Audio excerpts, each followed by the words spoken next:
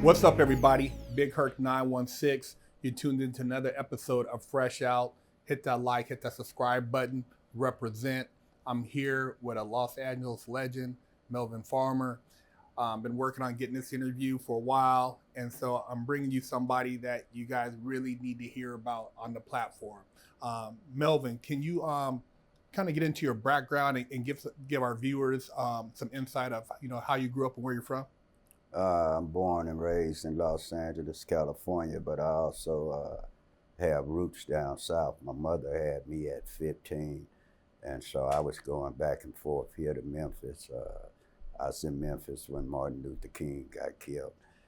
We went there right after that. So, in fact, we just come back with Mayor Young, where I go speak at the Martin Luther King January 19th every last few years. And from there, I was the number one basketball player from one of the top ranks ones at 13, 14, 15. In fact, I'm playing in Inglewood, but I'm raised and being brought up at St. Andrews Park. It's where the Crips formulated and developed, this even before they were Crips. And a lot of times we hear them talking about these gangs. But they've been having gangs, but they were labeled the Slausons, the businessman. They were clubs, groups, no guns. So I watched that era, the riots, and watched how the government took down the younger blacks in LA. In fact, they killed one of my friends, Sidewinder's brother in '74 behind the SLA, Patty Herc, and all that. But the problem with me was Tookie and all them here, and they formulating, they starting to meet, but this junior high going into high school before the Crips are even thought about. And they doing their thing, because we 13, 14, Tookie and them, 18, 19, Raymond Washington and them. And by the way, Raymond Washington movie premieres tonight, so check that out, screaming.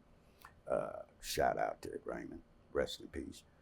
And so they didn't go through what I was doing when the gang started, cripping and so forth, and particularly when the murder started in '72 after the Palladium of Robert Ballou that happened March. Then Mayor Butts, the Mayor of Inglewood's brother, got killed in '72 when Mayor Butts wasn't nothing but a cadet, and he came to my cell after I got arrested. But anyway, because of the violence of the older ones, when we go, I'm playing sports. I'm 3 sports, baseball, football, basketball, 13, 12, 11. I've been doing that since 6 or 7. But because of them getting in trouble at the record hops or wherever they meeting up, you got St. Andrews Park, you got Inglewood, they coming and they fighting. When we go to play baseball, we're getting attacked at 14. And we ain't nothing but kids. Just trickling down. Right, and it's the parks. That's why you see St. Andrews, Harvard Park, Sportsman Park, Will Rogers, all these is where we playing baseball. And you'll go from park to park, and McDonald's might sponsor us, the Cardinals, where we win. We go get a Happy Meal or whatever. And that's how the money circulated, by the way, which doesn't happen now because the people that own the property in the black communities, because of gentrification, they don't invest in the community. And that's why baseball is, to me, it's not thriving in the inner city. But anyway, I'm in the dilemma where I'm in Inglewood playing, me, Reggie Theus, end up playing pro. Oh, Reggie Theus, yeah, from Sacramento Kings. He played with me. Oh, wow, okay. Yeah, I remember Reggie Theus. Second to me. I won 6 trophies that year. We went undefeated. I won at Rogers Park, before that Darby Park. I played 2 years. You only could play there with an address. You had to stay in Inglewood. I'm from LA. I'm staying on 83rd and Western. I'm from St. Andrews Park, but I'm playing at Darby and Rogers. But also in '71, '72, Inglewood is Bloods. My side is Crips. So I'm going to where I'm in Inglewood, where they fighting with these guys and stuff going on. And then the murder started. So I'm playing with guys where guys I know are killing them. See how they go? So now, in fact, I had to get driven to the games where they meet me. The coach would pick me up and take me to the game and take me back. That's how that goes. So then at Harvard Park, we playing baseball. And I got Jeffrey Baycott with me. He played everywhere. His brother would be one of the first to get tried up under Robert Ballou murder at the Palladium. First time the Crips ever were heard publicly. So I was there that night. So you see, I'm right in the middle. And so that's how I started getting into trouble. But because we grew up watching out for each other. And from there, by the time I was 18, I had 40 arrests. We all in. And here we sit today. And then I had a life, not violence. I was hustling. I'm a robber. I was arrested right now at this time over 60 times in my life, about 60. Because in Georgia, when I just caught this last case, they got a list where when you're on probation, they got how many arrests, 0 to 10, 10 to 20, 20, 30, 30, 40, 40, 50, and over. And I'm sitting in there, and I say I should lie. But I say it don't make no difference. And I tell them, man, I'm gonna have to put over 50. And that's what I wrote. And then I had plenty of opportunities. YTS, YA. At age 15, I'm in YA now for getting caught with a gun in a girl purse, but I don't got caught for shooting up the juvenile facility for somebody stealing my biscuits.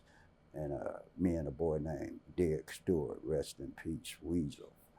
And this at 15. And they say, we seen you playing basketball out here. We think you've got a chance. We know y'all did the shooting, and we know y'all two did it because when it happened, we was in the mountains in a camp. In fact, it was used to be called Factor Brookings. Tookie them was in there right before us. When they graduated, we was the next group up under Fred and what you calling them. That's when they moved out of Bannon. Now they're in San Diego. It was called Rancho Vista. So they say what caught us was after the shooting happened in the woods, we fell in poison ivy. We didn't know it. You couldn't see it. We in the woods. And the next morning we woke up itching, and they say that had to been y'all up in the terrain during the shooting, but they couldn't prove it. And they say, we seen you, we know you did it or had something. We don't know about you, but we think you was with them. But they gave me a chance, sent me to Hollywood High. And I went out there in Converse and some khakis. They had a boy named Jeff Montgomery, leading scorer, white guy, Mid-Valley League. I went out there as a 15-year-old. They seniors mopped him. Played 2 games at JV, got put on the varsity, and then these are the breaks. We go in the cafeteria, me and a boy named Kevin Goff, and the Latinos and the whites tell us, don't come in the kitchen. Now I'm gangbanging. I got the cane in here. When we go back in there, we go to jail for assault and attempted murder. That's how that happened. So from there, it's 3 areas where gangs and youth, particularly blacks, come together. The Unified School District, Parks and Recreation, and Juvenile Hall. And from there, I started integrating and started going to prison right after George Jackson. That was another 20 years of physical violence you had to go through to stay alive.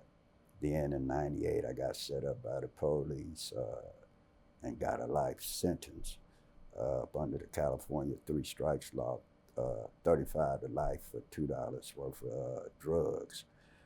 Found in somebody's house, and I was the first one to get out on a reversal, and I wrote a book. In fact, that changed me to where I am now. So in '98, since I was the first one to leave from a level 4 yard, that's the next level you're gonna get before you're on death row is level 4. Then you go to death row.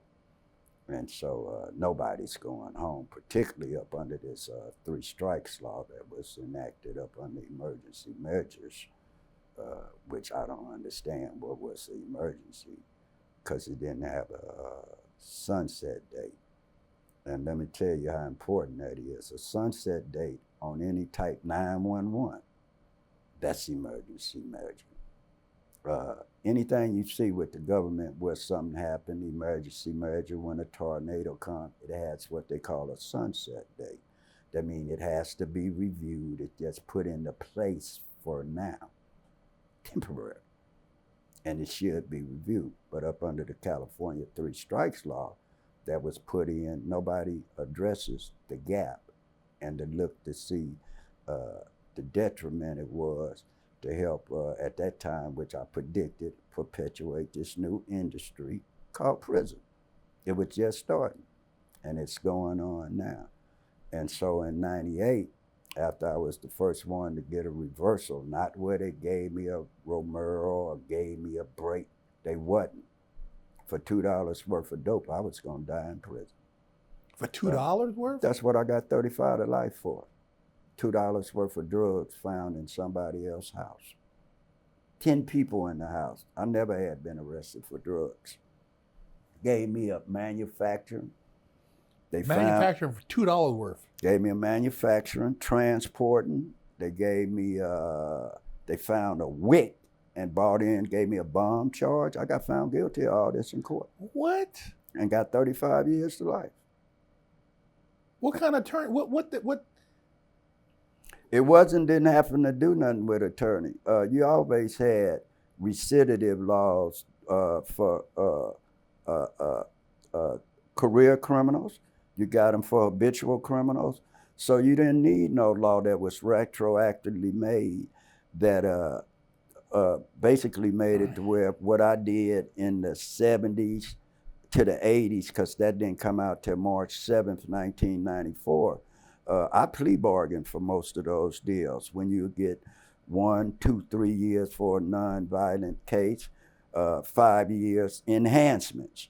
But up with the swipe of the pencil, my past history turned into 25 years to life for each charge because of the priors. I had 8 priors at that time. And so I ended up with 35 years. How old were you at that time? That was 1998 I got out, 27 years ago. I would have been about 41. Damn. Mm-hmm. So when I got out, Kelsey Thomas, who's still in there, who I'm fit to fight for his release, he been in there 40 years. And he called and told me from the tip, hey, Melvin, they were reading something like a Word Up magazine or something. He said, man, I see something you can apply to your case that might get you. But I already had said it was a no-knock notice because they never announced themselves. And they had me under surveillance for 90 days and couldn't get a search warrant. So that tell you what they were coming to do, shoot up that house. Because you had a task force, you had law enforcement, you had other agencies coming with no search warrant after saying they had me under surveillance for 90 days. But I'm not a drug dealer. In fact, I had went to court the day before. So how am I absconding? That's what they turned that into. So I never will forget, he said, because I was the first one walking off the yard where everybody got life. And I said, they said, don't forget them. So I got out. I wrote a book called The New Slave Ship, 3 Strikes You In. And I started doing civil rights, which I've done a lot of police, Margaret Laverne Mitchell, Amadou Diallo, Prince Jones, Washington, D.C., Geronimo Pratt when he got out, the Million Man March, Margaret Laverne Mitchell, the homeless lady shot over a shopping cart, Taisha Miller shot 19 times in Riverside, Sharice Iverson killed in the bathroom by Jeremy Strohmeyer. So I've done a lot of civil rights. 2003 Strikes Initiative, we wrote with Valerie Monroe, the NAACP, and the Black Panthers. But a lot of people don't know this about me because I could talk braggadocious and killing and all that, but I don't believe in that because there's nothing to gain out of that. I lived that, I done that. And so I just try to give back. We work on Skid Row. I got a movie out with Terry C. Carney, Ice-T, Cornell Ward, my man Sidney on the sideline, Earl, which I think and we think we don't want 53 awards. At Cannes Film Festival, one back in that I developed. I'm the director. Terry is the writer, director, producer. Ice-T, the executive producer. But why is nobody looking at our movie? And I think it's better than 50 Cent. 50 Cent go and patronize people I know personally, Meech, Puff Daddy. I can sit here and talk about them, but I'm not gonna sit up here and you ain't talking about Jerry Epstein. But you'll sit and make a movie for a white man to talk about and downgrade. I ain't with that. I don't even like doing interviews, but because this is about prison and it's a difference between advocates and advocacy, I'm gonna put it in black and white and make them answer it. I'm not gonna sit out here and make no noise and protest. You got to put stuff on paper. A lot of people been hurt, us as blacks, and this go for every race. I'm not gonna obey no country where they were taken illegally, where it was taken from somebody else, and then gonna declare you illegal for being in something they did illegal. That don't make no sense. Not to me. So just to go back, when you said that you were in Hollywood High, and you said that you and another guy, that incident. So whether they said you got charged with assault. So what was it? The guys? No, they told us what happened was after I went and got on the team and played and made it to the varsity, I was that good. Jan DeLoach was there. He ended up being the 3A running back of the year. Another boy, Stanley Stewart, ended up playing football. Jeff Montgomery. We was in the Mid-Valley League.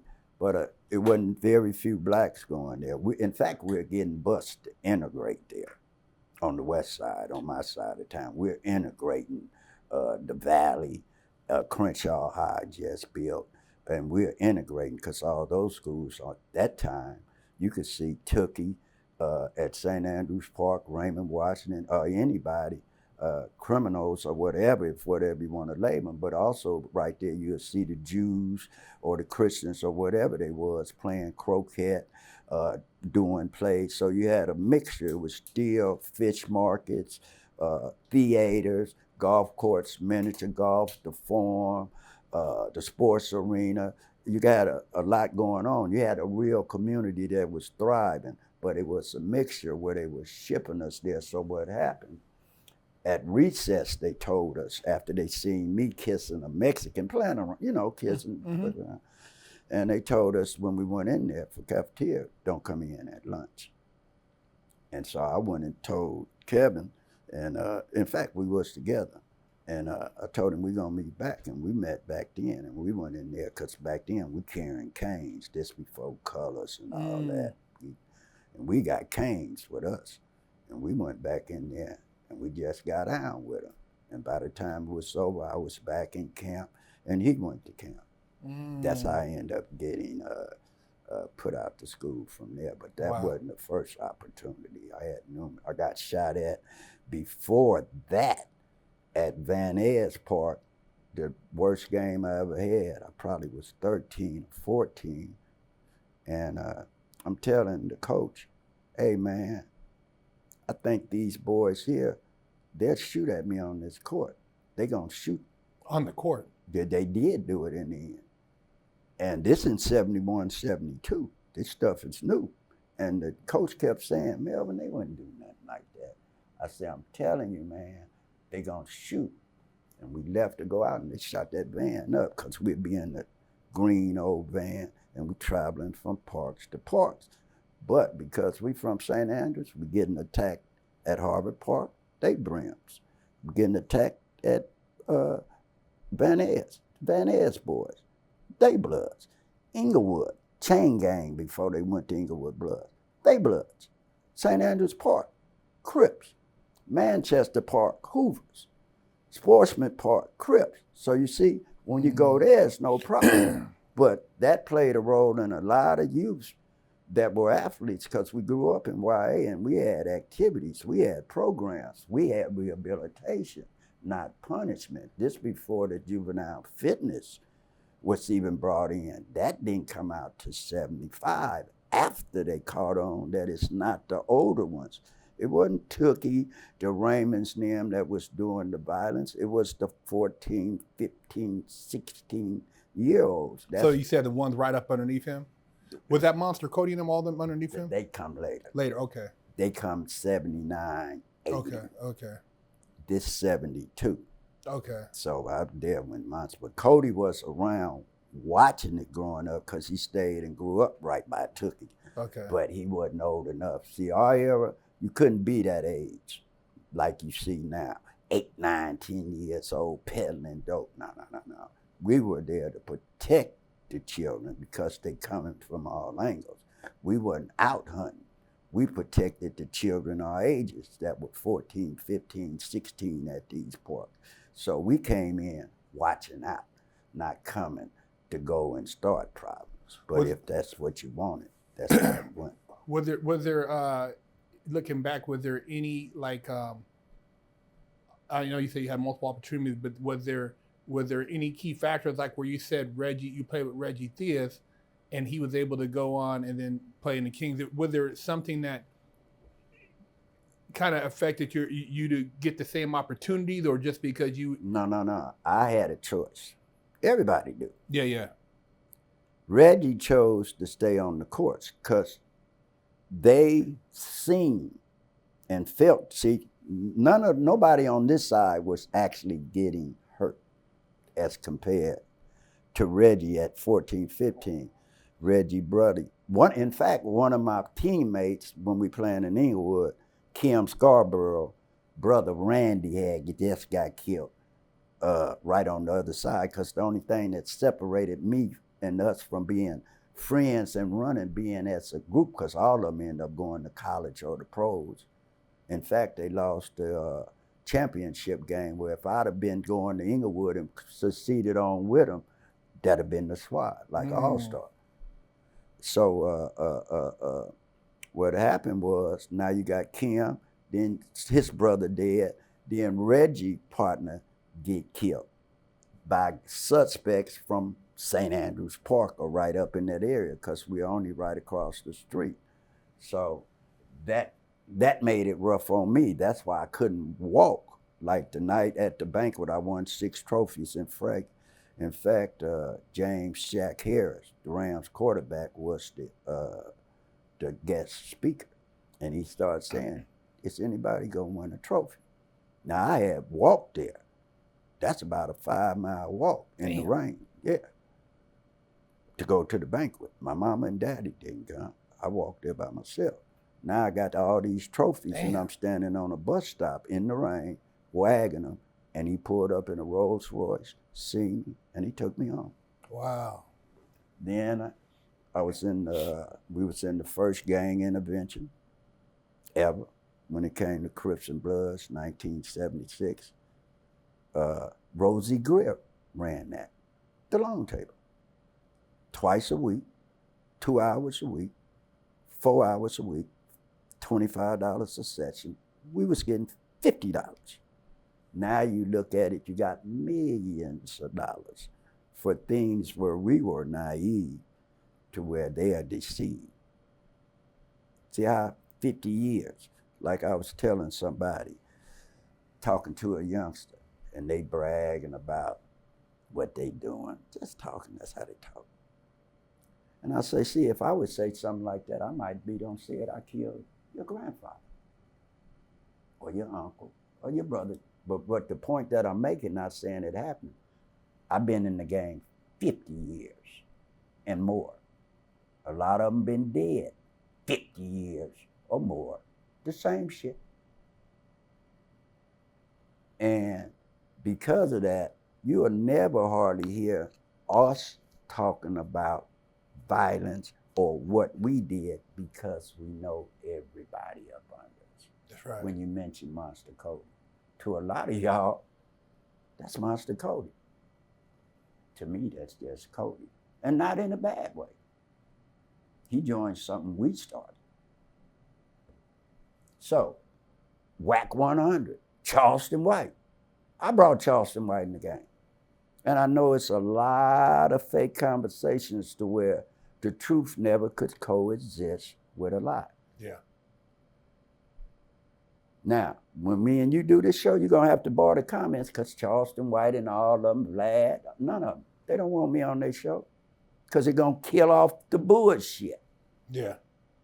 Gonna kill off the bullshit and show how you can change. And I'd say because I'm an introvert, he know this, you'll never see me with nobody. It's gonna be I, me, or we until we do something. Other than that, I never worked in my life. Till my mama asked me at 65. I ain't never worked. That means I take chances. But I don't been to school where I'm a tax preparer. Since I've been out 10 years for a crime I didn't commit again. I got an 83-year sentence, 3 counts of attempted murder on the police with the use of a vehicle, where we're gonna get into that later, about narratives, about something where you usually don't get to talk about it. Everybody should be wanting to know how I survived, and everybody else went to the cemetery, and I went to the courtroom, and I'm home. Talking don't matter. You must put things on paper. You can sit and talk all day about Renee Goods, Megan Goods, George Floyd to Pink Floyd, water hoses to chokeholds, Democrats to Republicans. Nothing's changed. So, I don't have time. Me, where I'm trying to do better and help people to sit back and just listen, I know that's not gonna work.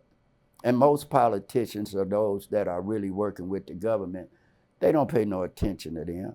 They want people that can put that black ink to white paper that's gonna equal green money in this game when you get an A. So I just tell out what I'm saying now because you do so much for people. We feed them 3 times a day. He'll tell you, clothe them, give them the essentials. I don't see nobody on the internet talk about what they doing to change their life. They rehashing these regurgitated stories. And I just don't see how is that conducive to us as blacks. And I can speak like this because I ain't just started this. I was in hip hop with Michael Conception, who's Top Dog Entertainment, top dog, with his boy Kendrick Lamar and my nephews and all us, where we all from Grand Jury.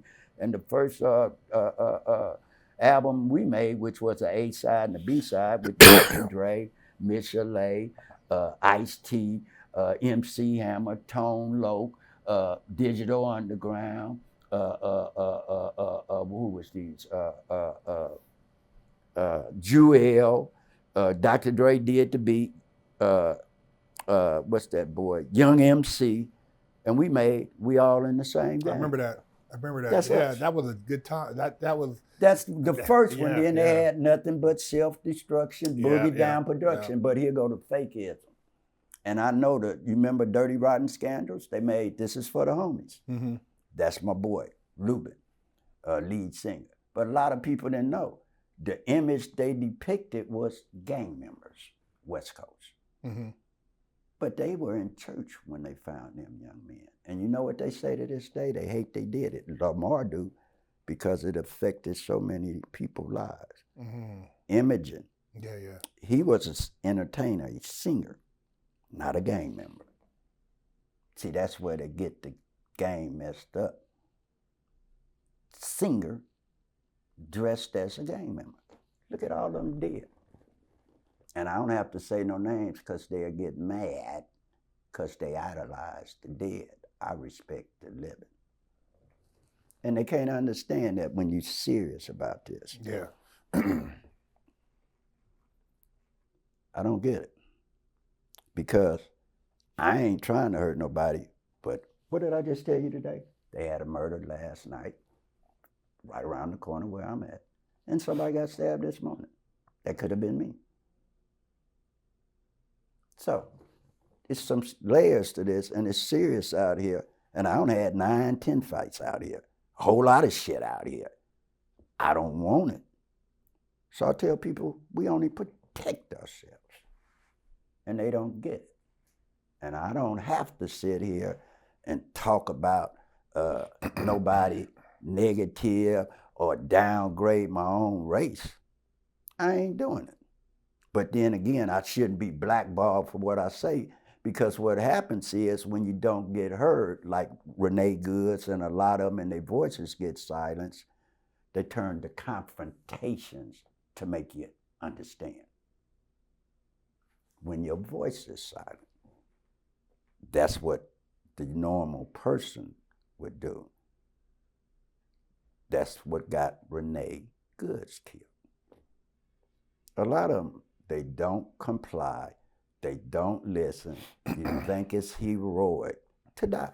Yeah. Or to go to prison, like it's a badge of honor, you know?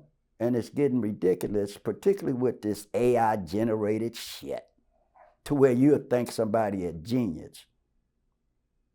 And just because he got the biggest head in the world don't mean he got all the sense, but he'll sound smart. Yeah. But he ain't lived it to where your ass gonna sit right and not in front of me. You'll get massacred because you haven't lived it. And that's, you lived it, I've lived it, a lot of us lived it. But they don't hear the sides about how we speak and the real fatalities, the hurt of your mama, the looking if your mama's still alive and you don't hurt your mama.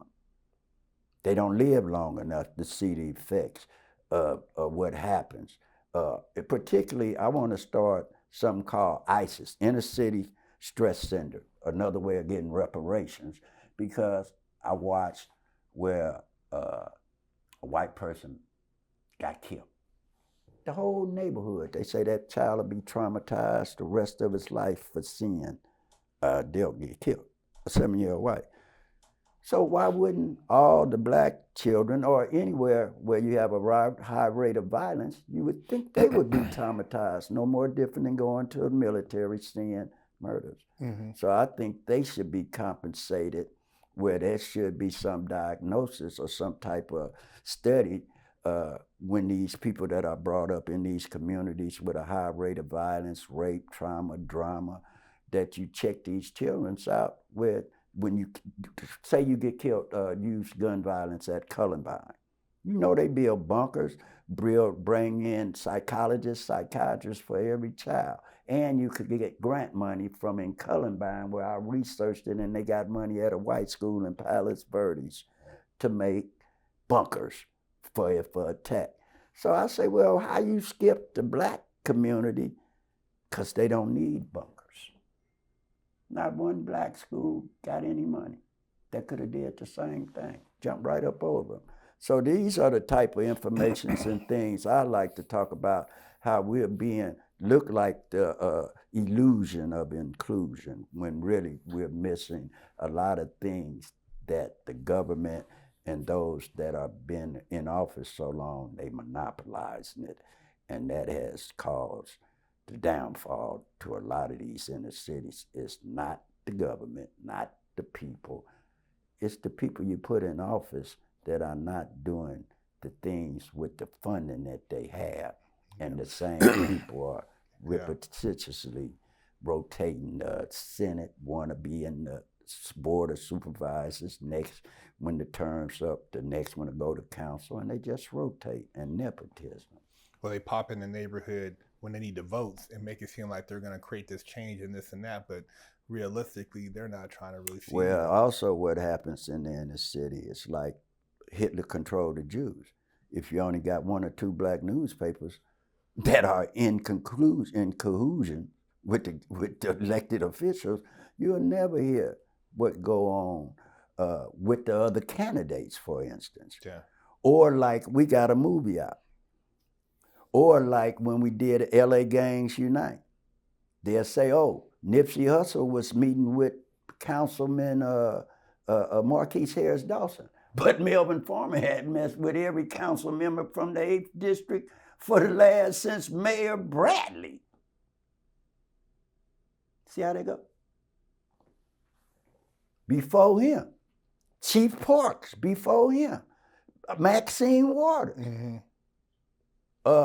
When Snoop at Nipsey's funeral, I walk in with Sam and whatever his wife and family and them in. But the thing of it is, we're here where we can talk and we're closest to the streets and we have a vested interest. And the things that you see predicated a lot of times that are getting views and stuff, it's not a depiction of how a lot of us are from LA. That's basically, in a nutshell, what you see and see so forth on television. It's not, it's a lot of, it's a whole lot of people doing a lot of work. Violence don't went down in Los Angeles. We leaving to go on the 1st for voter registration in Memphis, Tennessee, because you only vote at 47, 43%, because a lot of y'all still signing your names with X's. So we're gonna be out there where every Sunday or Monday, we're gonna be doing voters registrations because I believe that to have effective change, just me and others, and we're talking about GDs out of Chicago, Jeff Ford family, Larry Hoover, Black Philly Mob, Sean Stevenson, Antonio Testra, Luciano Gambino crime family, King Tone, the Latin Kings, Joy Badass, artist, Swali. We got a lot of people from across different states and terrain participating in this for voter registration in the South to bring up the voters, particularly for local elected officials. We also have a young lady that's running for governor, Memphis, that we're going to be doing something for. We just did something with candidate Blanca. He's a Republican with Kate Houston, CEO, what up? Kate Monroe, CEO of Vet.com. We work with her. That's a good person. So you can't be a fair arbitrator when you got a favorite. I don't have no favorites. Mm-hmm. I don't care about Crip or Blood, Democrat or Republicans, but I believe in fairness. And the truth, give you a good example. I was going to court with Lil Dirt and his daddy, Big Dirt, at his trial. And I'm sitting there with the Rolling Stone magazine. This one he was talking about getting bail. And they bring up NBA, young NBA or whatever. Oh, NBA, young boy, something like that, yeah. Yeah, whoever he was. But they brought him up there because he had to been up under probation where they were trying to do the same thing. With the young man, and they brought up his case because he was in Utah or something, and Utah, the security and stuff. But while I'm sitting there, I look over and I see on this side, you know, if you ever been to federal court, one side gonna be the suspects, and that other side gonna be undercover federal agents. Everything over there is agents. I don't care if they don't look like a hobo, everything over there and the victim. So everything over there is white. And I see a young black girl sitting over there. And I'm thinking, they got to be the victim's probably wife, because she's 20, 25, young girl. And I go to thinking, and I'm around here, Rolling Stone, these magazines. He's a suspect. She's a victim. Why ain't nobody talking to her? See how they get it? They talk to him, but didn't hear her story. And I never went back. And when they asked me to do that, I said, I'm not making a comment, because it wouldn't have been fair. Yeah. It wouldn't have been fair. It'd have been fair if you'd have heard her story. Yeah. But nobody even. And I'm watching a little black girl hurting, where everybody over here, particularly the whites, Sony Penn, he got Friedland or whatever, young NBA attorney. He got 5 high-end attorneys. Everybody here. But what about the girl with nothing? So she was maybe the girlfriend of the guy who got killed? See, in there they only say initials. You won't get the name in federal court. You know that. Mm-hmm. So then I go to Big U's court when he got arraigned to see what was up and from that. And then Big U contact me, and we go through that. Then, in fact, I had to go down there for Lil Durk because he a Muslim, and they wanted a Muslim to come from Philadelphia to fly in to see him, and I had to go down there to the federal court, and I'm on parole, taking a chance. But I went down there and talked to the I-man and found out the information and what to do, and that's how Lil Durk end up getting the visits and so forth. So I had contact with them. But these are the type of things where when you hear a one-sided story, you're never going to hear the other side. It's going to be half spoon, half fed. So I don't like getting in competition about this or that, because if you wasn't there, stay in your lane. Mm-hmm. Speak on what you experienced. And what I experienced, I wouldn't want no child to go through, but it is what it is. I wouldn't take it back because it got me where I'm at. It was a stepping stone in life, but I've been out 10 years now. I got 5 more left on parole from Georgia. So it is what it is, man. And you had mentioned earlier about some work you're doing on Tookie's case. Oh, yeah. You got your paper right here. Yeah. Yeah. So we'll show. Once again, black ink plus white paper. This here's an affidavit. A Brady versus Maryland, that's Stanley Tookie Williams, which I've been knowing since the 8th grade. But this is a case where I had written, a lot of people don't know, I had an affidavit that was taken after Barbara Becknell sent down his lawyers and stuff 2 days before he got executed. That was on a Sunday because the governor, what was his name? It was Arnold Schwarzenegger, right? Because the he was trying to get a stay. The governor granted me where Tookie's lawyers came down to, I was at Avenal, I want to say, Tell It All Avenal. And after visiting was over that Sunday at 3 o'clock, I was escorted where the prisons were locked down, and his lawyers came as a last minute and took a written affidavit that they withheld evidence that the main witness, JG, Mr. Garrett, they didn't tell all the information about him, which up under Brady versus Maryland is a Brady versus Maryland violations, which would throughout every case. What happened after they took my affidavit, it should have been turned in and brought in. It should have been 3 affidavits, the last ones that determined if he died or lived. Mine's and the 2 white guys that were in 1750 high power. And those are the ones that said Tookie confessed to them.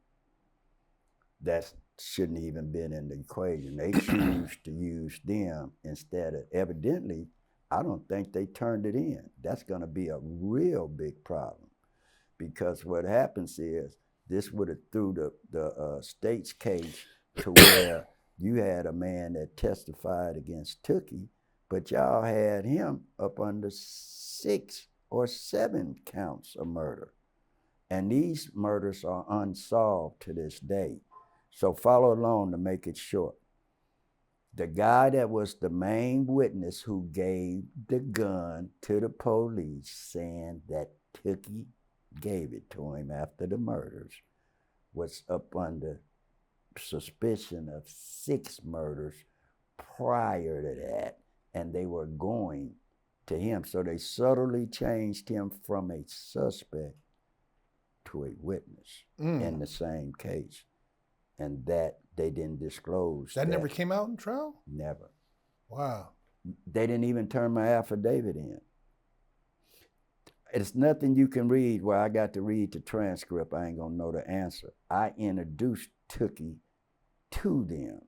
I knew JG at 15 when he had came from being an FBI informant. He was an informant already.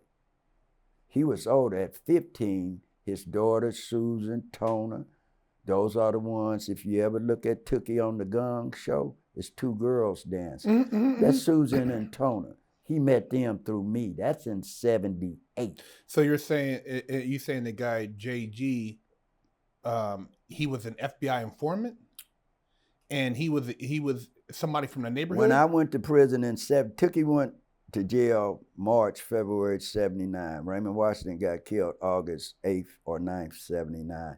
I went and got arrested by the FBI the same day Raymond Washington got killed, where I had went over this dude's house, and I'm telling them, I think this dude telling. We didn't have no words snitching. What you gonna snitch on when we were juveniles and you getting 2 years for a murder? What you gonna do, tell on somebody to get 6 months? See the difference? So we never had no such thing as snitching or carjacking. Nothing, remember, none of this existed.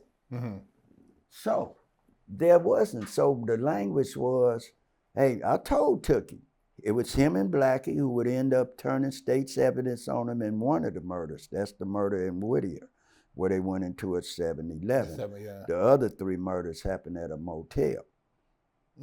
That's the ones that got him the death penalty as well as being branded a serial killer, because your 4th murder gets you serial killer status. I done been with Charles Manson, Sirhan, the Hillside Strangler, the Skid Row Slasher. Richard Ramirez was the Hillside, right? He was the Richard Ramirez. No, Night Stalker. Night Stalker. That's right. They the got Grim him, Reaper. Yeah. All them I've known either from growing up in the streets and they end up being who they was and you never would know it, or I ran across them during my 30-something years in prison. Like I used to talk to Sirhan after he assassinated Kennedy. Oh, you actually had a conversation with him, huh? I talked, that's what I'm saying. Wow. And people would say, what could you and Sirhan be talking about? Nothing. He in protective custody with another boy named Dan White, to show you how the justice system is. He was in jail for killing Mayor Moscone and Harvey Milk, a council member and the mayor of San Francisco.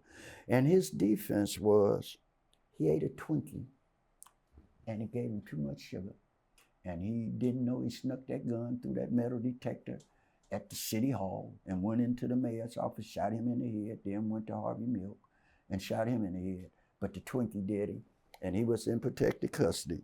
I damn near got 10 years for a robbery. He got 6 years for 2 murders. 6 years? He got 6 years. Damn. Look up the Twinkie. Wow. And claimed the Twinkie. He was on the yard too, because I'm in O-Wing. That's a SHU security housing unit. He's up on the side to where their yard right there, enough room to play handball, might have a basketball, and we'd talk through the window, and we'd just be talking. But it wouldn't be nothing like, it wasn't no shit like, you killed. It wasn't nothing, you just talk. Yeah. It wasn't like it is now, where it was, I used to talk to Charles Manson all the time. They say he dumb. Charles Manson was smart. They used to do so much to Charles Manson just to get his signature, where they'll write him up just to get his signature. But Charles Manson, I used to work with Death Row. All of them, I had about 30 friends on Death Row. They just stopped the death penalty down here. But you'd be surprised the fascination with death row inmates from abroad, England, Germany. So when most of them wise, particularly the black ones, wise fly over there, contact me, come in through LAX, and now that they offer death row. Back then, for the last 20, whenever phones come out, or I've been out, I used to get the SIM cards for them, to take in there to sneak to them, or the batteries and so forth, and I'll hook up the packages for a lot of them on death row.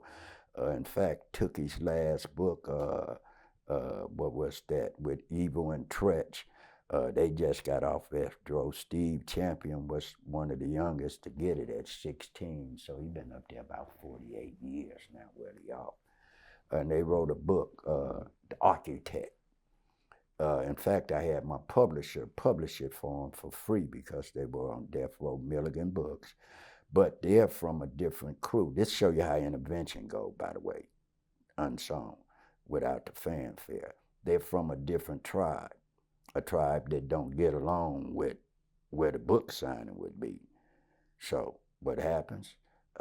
They say, hey man, can we have the book signing there where we got safe passage, heavy hitters, but that's protocol.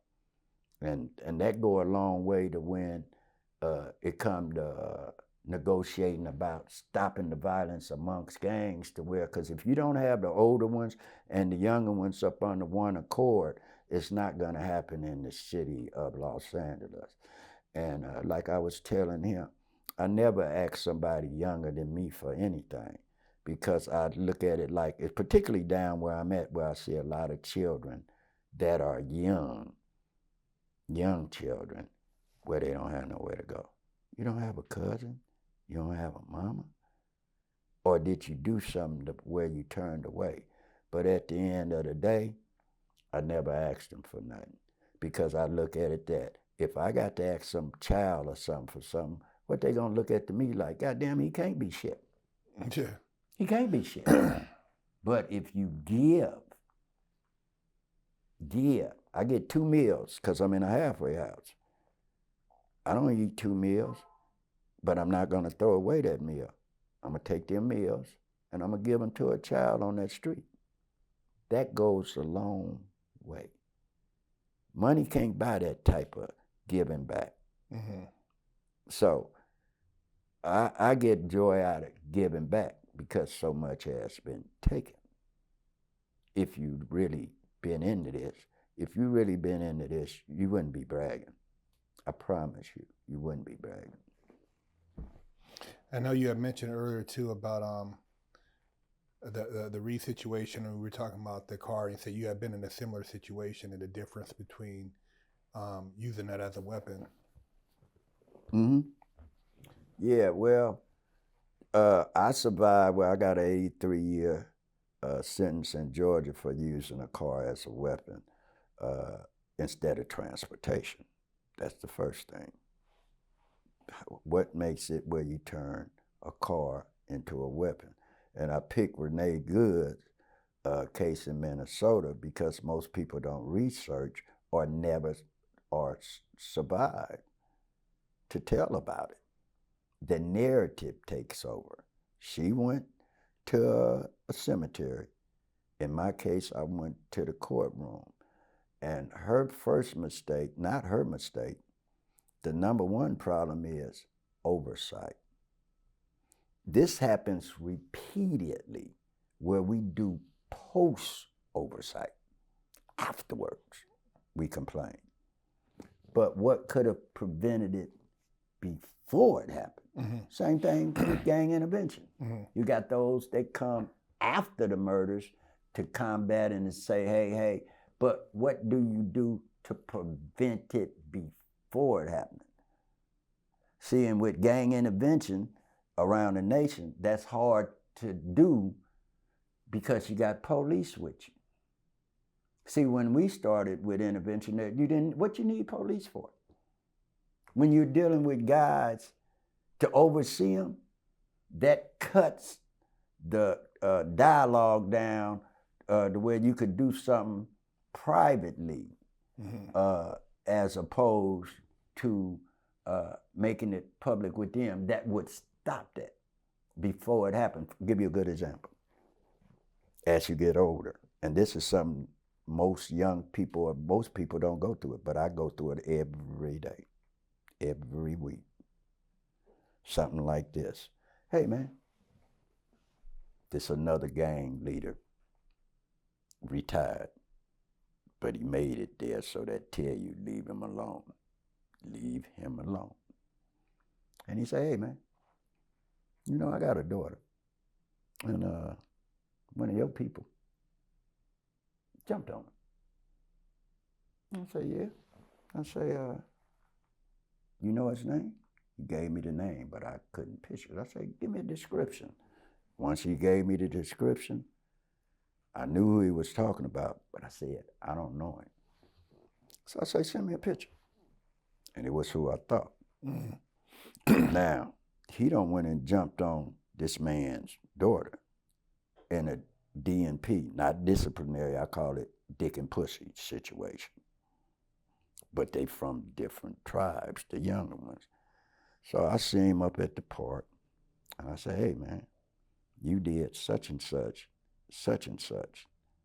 And it wasn't just where they had a domestic violence. This was something where they both was doing something wrong and met at the same place doing wrong with another couple. And he hear this and that. So I say, hey man, that's to let him know that I knew. And the only way I could know is through the daddy. And the first thing he say, oh, can't nobody tell me, but he cut me. I let him finish, and I said, no. He asked me to call you. He said he don't want no problems. All he asking you, young man, leave his daughter alone. Now, common sense would tell you, you don't think his daughter gonna tell where your ass stay and that nigga gonna make it where you gonna have a hard time opening that door, young man. See how the game get? Particularly when he found out who the girl daddy was. But these are the type of things, I'll give you another good example. Intervention, and I ain't got a dime. Muslims got a school next door to where another gang, rival gang, got something going on. Smoke shop or something. But they get into it. The Muslim school gets shot up with the daycare. The Muslims call me. Nation of Islam, Tony Muhammad, Khalid Shah. Hey man, can you tell your folks to drop a bug that they shot up our daycare center? I did that, but they won't write in the paper. Melvin did that, but they'll write a rapper, actor, entertainer. We met. Another example, Justice or Us, Just Us. Game and Snoop, everybody coming, T. Rogers. They paying security, but they call me. And I ain't bragging, it just is what it is. Not because I'm tough, but because I'm good with people and I know everybody. Long Beach, Compton, Watts, you name it. I'm gonna know they daddies, they mamas, and their own grandfathers, and I'm cool with them. And we didn't gangbang them, I'm not no gang member. But I'm gonna protect myself at all times. Simple. So they get it mixed up.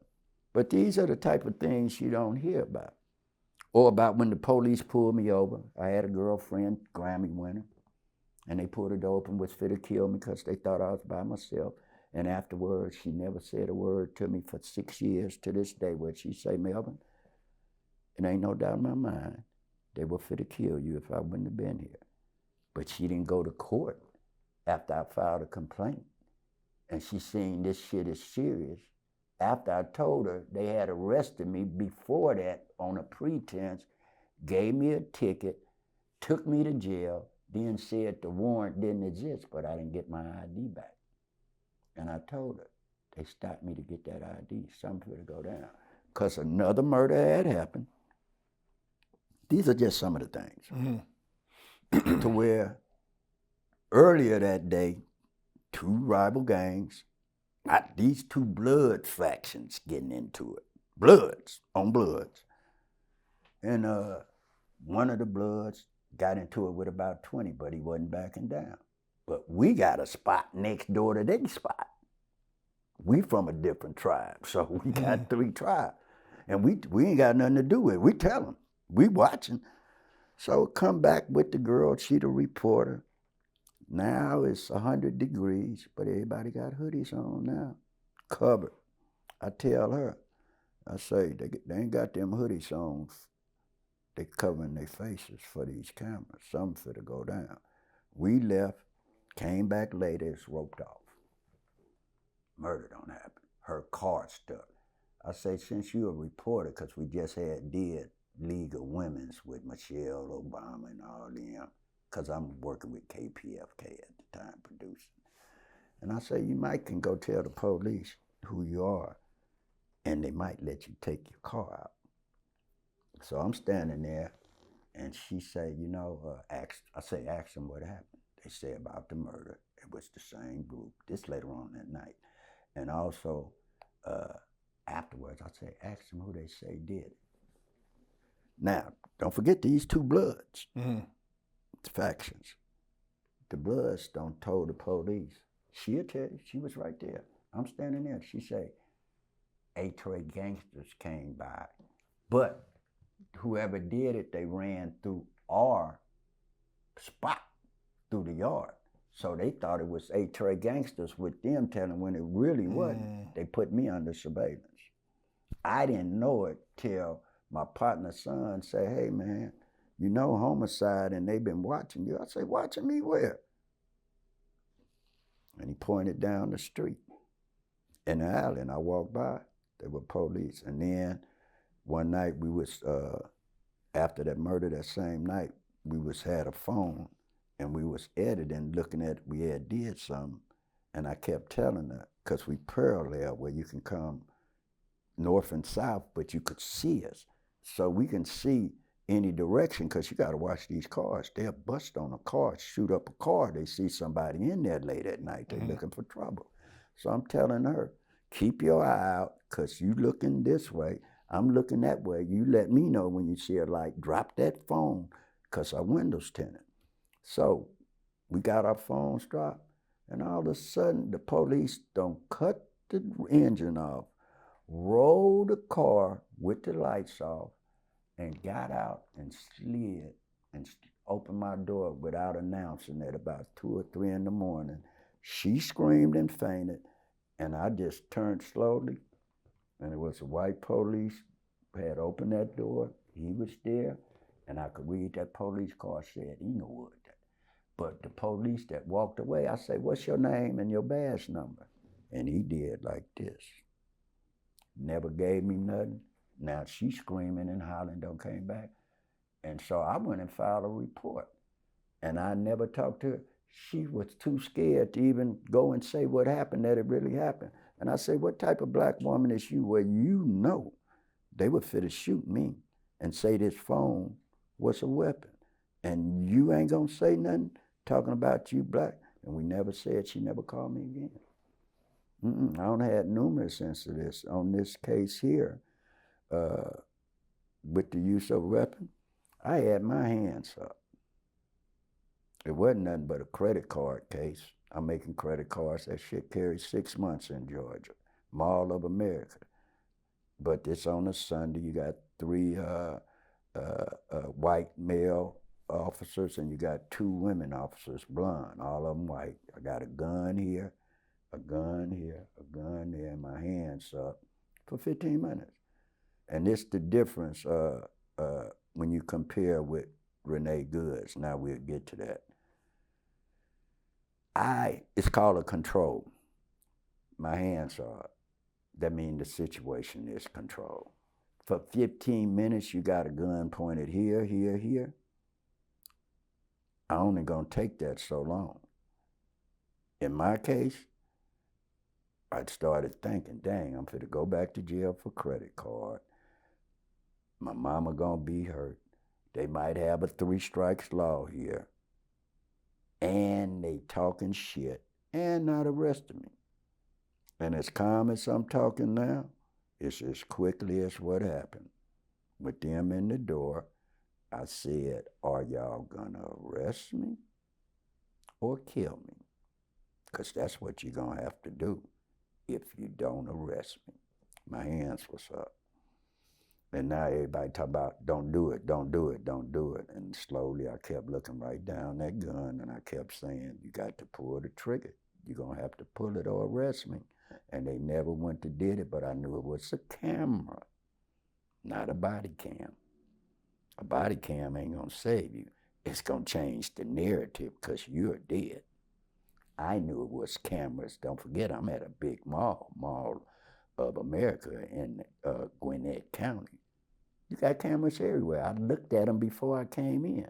That's why I took a chance that they don't have the heart to kill me. Because my video, which was not presented, which is why I got an 83-year sentence, was never presented because my lawyer manufactured a different one that didn't show nothing. That's why I'm home. I caught them. So now my hand going down, now it's getting serious. I don't know. They don't brought a police. I got a charge for destruction of a police truck. They don't pull behind me to block me and other police, but I don't know it because for 10, 15 minutes, I'm focused on the gun and I'm cutting my eyes because they got two big guns. I didn't know what they was, but they were tasers in the long run because they tased me up about 5 or 6 times before all of it was over. And my hand's slowing down, and I don't know. I never panicked. I wasn't scared, and I promise you on my mama, a calmness came over me. It did, because I wasn't going for it. And they said, don't do it, and I didn't close my eyes. I put the car in reverse, and I ducked. And when I put it, I floored it, and I hit a car. Boom! I thought it was a shotgun blast. That's where they had brought a car to block me in, which I wasn't there because you could pull straight out. Boom! And I ducked. And I see the police all on that side now done got out. I veer away from them. I veered away. But I didn't think, and they shot at me. But I didn't think they would kill me. I knew they wouldn't. That video would have showed them. My hand's been up. Mm-hmm. And they didn't. In her case, the laws are different. In fact, when I went to court, they beat me into a coma. And when who that came first? Internal Affairs. When it's a police involved shooting, Internal Affairs come. They're going to come with a little recorder. They're going to ask you your name, birthday, and social, time, and date. They're going to make sure you know this who he is because it ain't a video. It's a cassette. So I told them, the only thing I got to say is, go look at the video. Because now they're talking about 3 counts of attempted murder on the police, aggravated assault, and that this shit don't went from a simple credit card case to where we got officers down and everything. And don't forget, it was 5 officers there. Why only the 3 men? All of them was in the door. I got tased by, they got 3 guns. Why wasn't no report about the women tasing me and what happened? Nobody got to testify. That's what I mean about create, destroy, bury. What happened? Let's look at Renee Goods. Now in Georgia, they said, we don't think Melvin was using the car as a weapon. You would think that would drop the case. Not in Georgia. What happens is they change the dialogue to where the prosecution takes over, and now you might be charged with the same thing, attempted murder on the police, but you don't have to show intent. They can come and say, the danger presented, or something like that. That's how they get you. And also I took an Alfred plea. That means from the day I got charged with this till this moment, I said I didn't do nothing. But because of the preponderance of evidence, I'm going to have to plead guilty. And I had to do that. And an Alfred plea, only 6% of America get that. They don't like giving you an Alfred plea because the plaintiff can't sue you. Like when they said young Gunner was a snitch because he took an Alfred plea. This show you, millions of people call Gunner a snitch. I didn't. I'm up under an Alfred plea. You can't be a snitch because you saying you didn't do shit. That's an Alfred plea. And the only way you're going to get that even tossed to you is where they got a bullshit case where they're going to turn your case into a prosecution where you ain't going to win. It's basically blackmail. It's what happens in the court. You're going to take it. Now, to show you, I've been out 10 years saying the same thing. I didn't get my day in court. Ain't nobody, I got to write it on paper or figure it out.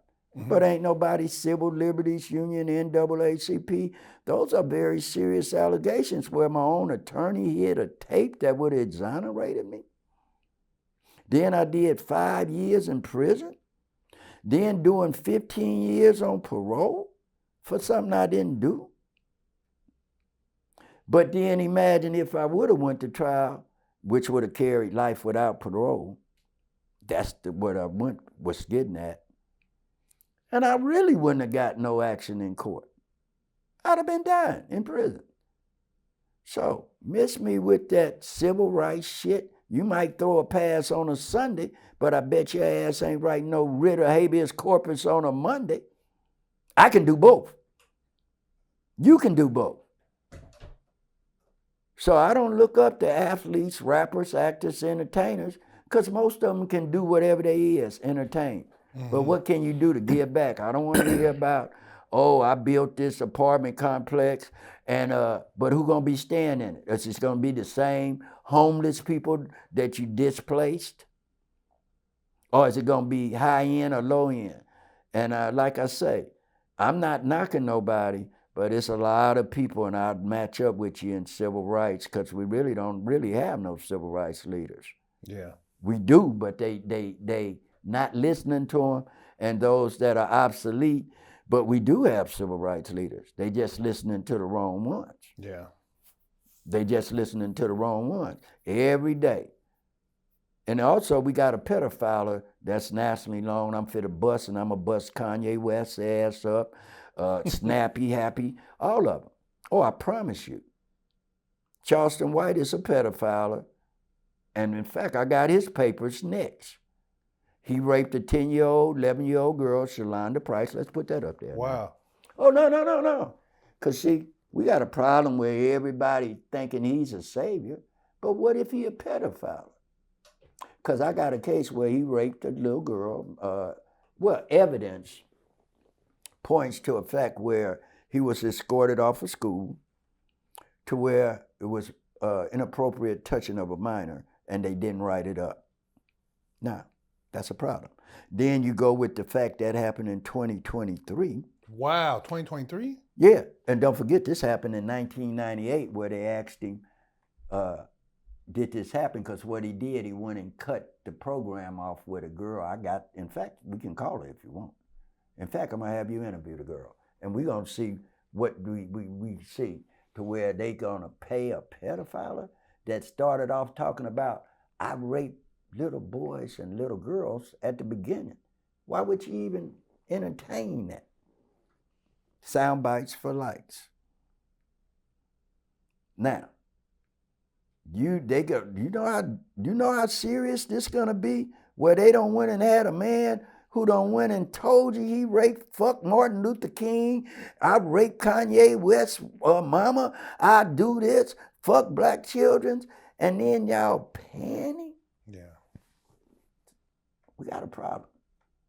So, me being a protector of children, and I'm on several boards that we deal with youth, mixed martial arts, all over, and I've been telling people, this man here, because he slid and got known, I brought him in the game.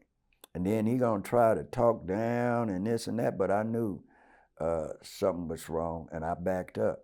But when I come back on his ass, which gonna be in the next couple of weeks when I go back to Memphis, then we gonna start talking about the misuse and how anybody, no bigger playground right now for somebody that could be a predator, pedophile, or what happened. In fact, white people are talking about, in other places, talking about banning them. Over in Denmark, you can't look at social media but so many hours is for youth, or it's monitored. This is unfiltered, what we're teaching the black youth. That's all I'm concerned about right now. It's our youth where you can take a computer, AI-generated conversations instead of real-life situations, and it's just not good. It's not good for when you're really in that environment and been through that, man. And then to been through all this and then to see it regressing. And it's not the young. I look at it as the older ones too. Because a lot of these older guys with influences are influencing these youths the wrong way. Like it's a pecking order. Being a leader doesn't mean that you tell people to do wrong. Because I wouldn't want nobody to tell my child to do wrong. So never in my life have I ever told a child to go do something wrong. That's why I've been to jail so many times by myself or with those that are doing the same thing I do. But I'm not going to tell somebody else's child to gang bang. No, never. I've never done that. In fact, I ever never done that. You came in on your own. And then, they look at it now and think, oh, being a gang leader or a gang member, that don't mean you out here telling people to do wrong. It's so old. You hear about that from way back and they still talking about something, and you're at an age where you're just trying to live and provide and leave something for your family. At least that's what I'm trying to do. No, I totally agree. I mean, having the faith of people that actually spread a message. Because I always say, like, for all the stuff I did, it's not, I did those things, but then I look back and it's like when I talk to youth, I'm always trying to say, like, man, there's things that you could be doing. You're going to make your own choices, but the people that you're following now, are you following for the right reasons? Is this person leading you in the right direction? And those are the people they put at the forefront. Like you just talking about that situation, this person, look at, he's an individual that they don't put, but this is who they got people listening to. And that's not, what kind of messenger is that? And so, like I said, I try to put out a positive message, man. And a lot of kids that email me, they say, Herc, I've been watching since I was a kid for the last decade. You influenced me. And I tell kids, man, it's all right to be a nerd, a square, to stick with whatever you're doing. You don't have to try to get the street credibility. So I think it's important to have people like you on the platform, because a lot of people, not everybody's going to be reached, but the ones that are listening, you're going to make a difference. And a lot of these kids don't have that older brother or that uncle or that grandfather or somebody. They don't have no structure parentally. I'm around a lot of them. A lot of these children, particularly when you've been to prison, your mother or father been in the drug game, or been to prison, or your mother was a strawberry or a hooker or whatever, they lose respect for their parents. Mm-hmm. Once that's gone, what make you think if a parent can't do nothing? What make you think that a man gonna lead them? But it's two sides to that. The streets will show the love that he think he's not getting, the tough love or no love, to where them streets gonna suck him in, and it's gonna change him to where he ain't gonna be able to, if you don't corral him when they at a young age, it's gonna suck him in to where the streets is gonna be that young man's parent, teacher, and everything else.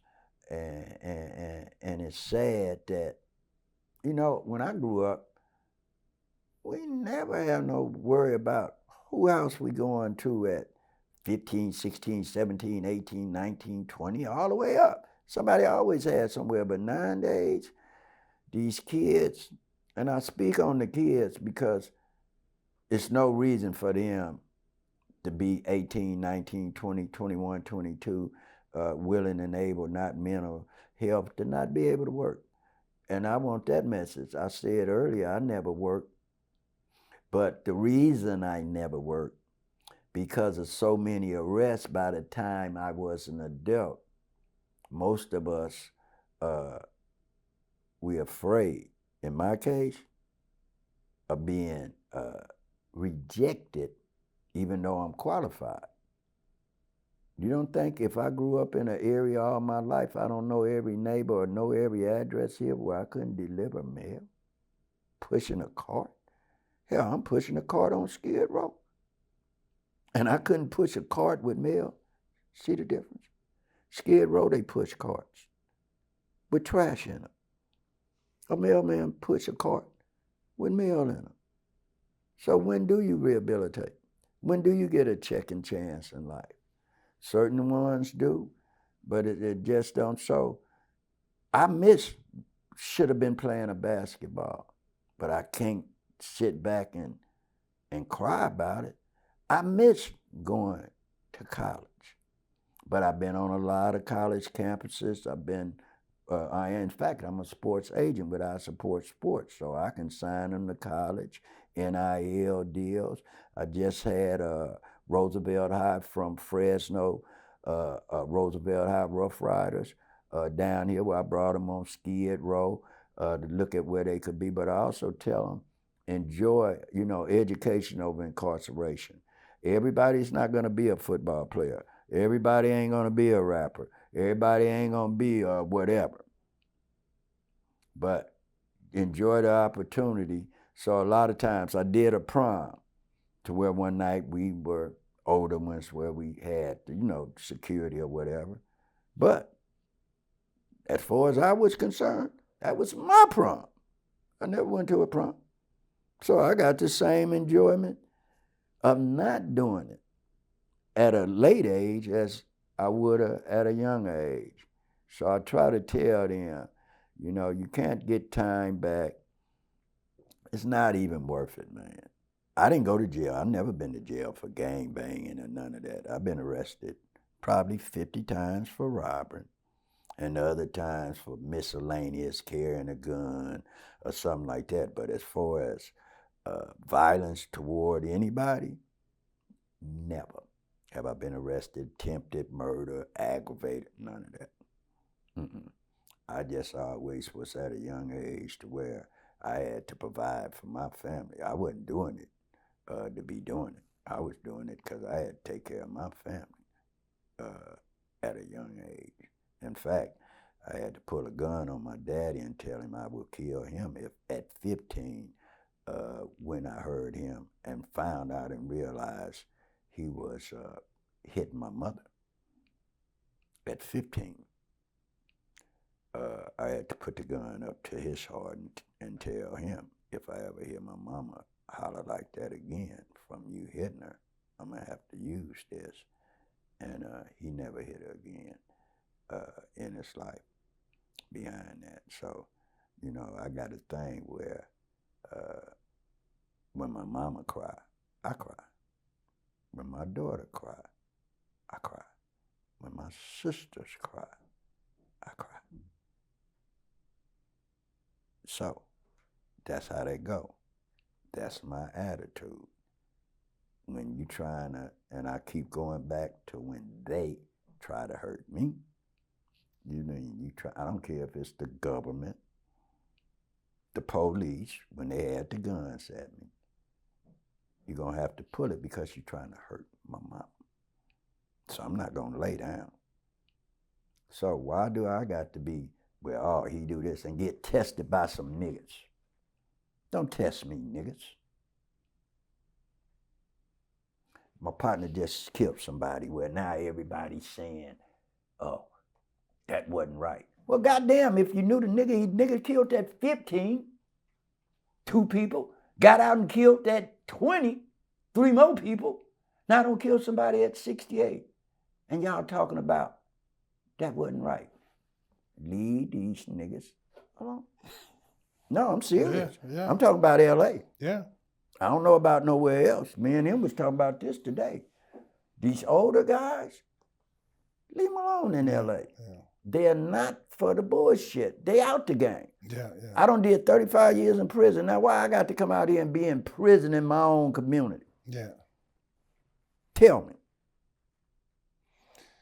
Yeah. Well, man, I think, like I said, being able to share your voice. I know you don't do a lot of interviews, so I appreciate you coming on the platform and If there's anything else you would like to leave the viewers with or share with the youngsters out there watching this. Well, I know this time we just asked him. Next time you come, we're going to bring him. We're going to really talk about what I went through in prison and what we went through. Yeah, I just want to get an introduction so people right, know, right, get familiar with. Yeah. This just now, but the next time we're going to go through the prisons like Palm Hall, the violence, because we went there where you would think after we got out of gang banging and all that at 18, we only gang banging, we ain't gang banging that long. But now we got to go into prison where George Jackson them don't kill in San Quentin. But not only that, it's in an uproar because they don't kill the police. The Soledad 6, Soledad 7, and we're coming right after that. For 20 years, that prison was brutal, man. That was worse. A whole lot of survival went through to get up through that California prison system, because as opposed to later on in life where you could go for drugs and non-violent, non-serious offenses, the majority of those that were going from the late 60s up until before the drug, and they started making laws in 85, 85, you was doing major crimes. That's what they considered it, major crimes, because you got robbery, homicide now. You didn't have robbery and homicide together till 65. They combined them two. Then came in about 1980, that's when they started making OSS, crash, task force, and stuff of this nature, and they started creating major crime categories. That's kidnapping, robbery, jewelry stores, those type of takeovers and stuff, because they still hadn't made laws like carjacking, home invasion. You wasn't getting the type of time then. Everything was 6 months to life, 5 months to life, and then they started with the determined sentence in 77 at Senate Bill SB 42, and then it went to day for day, then to 3 strikes, and the progression of that, it went from, I seen a man get killed in there when they only had one TV over Soul Train, or we're gonna watch American Bandstand. A man lost his life over one TV to where it was a riot behind that, where the whites and the others wanted to watch American Bandstand, and we at Soledad, we gonna watch the only black show damn near coming on, which was Soul Train, and a person ended up getting killed behind that, and that's why California prisons in these day rooms, they got 2 TVs in and out. But all in all, I just want to say, at the end of the day, I enjoyed coming here. I'm just ad-libbing. We're just talking shit, because that's how I am. I'm a freestyler, and I just tell it like it is. I appreciate it. You out here in California and Los Angeles, we would have showed you the town. Check out Rayshana Washington. Give some shout-outs. And her dad, Raymond Washington. This movie is premiering tonight on streaming. We got Terry C. Carney, Ice-T, Cornell Ward, Earl, and others. Khalid Shaw and other ones. Akil Bashir. In fact, we got Rodney Allen Ripley. It's a whole lot of them. A cast, the women's too. The movie Put the Guns Down. A World Epidemic, which we started in 2019, just got produced in about 2025, 53 times film festival winner. We have Tookie's legal affidavit coming out. Keep an eye out for that, because that could change. Because also, people don't know. They thinking because the death penalty not on there, you still can get the death penalty in Los Angeles, in California. So don't forget that.